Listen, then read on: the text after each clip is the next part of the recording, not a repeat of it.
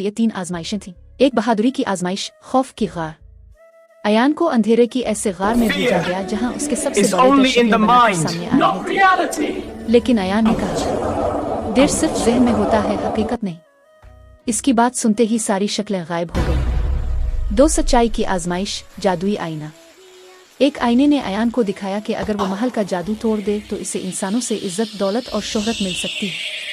लेकिन अयान ने कहा, मैं ये सब नहीं चाहता। अगर मैं आया हूँ तो सिर्फ इसलिए कि किसी की कैद खत्म हो। आईना चमक उठा।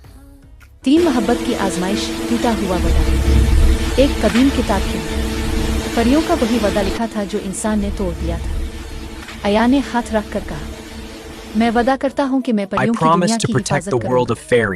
कभी उनका राज फाश नहीं करूँगा। पूरी किताब से रोशनी कैद टूटना। नोशा के गिर्द चांदनी घूमने लगी। इसके पांव जमीन से उठे और फिर वो हल्की सी रोशनी में आजाद हो गई। अयान, तुमने सिर्फ महल ही नहीं, मेरी आजादी भी लूटा दी।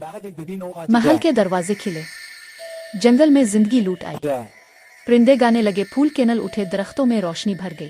परियों ने नोशा से पूछा, अब तुम आजाद हो, क्या हमारी दुनिया में रहोगी?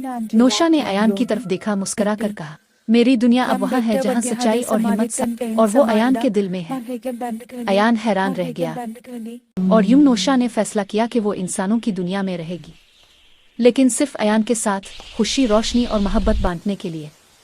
इख्तिताम, मगर जादू बाकी है। और चांदनी महल अब रोशनी से भरा आजाद महल कहलाता है।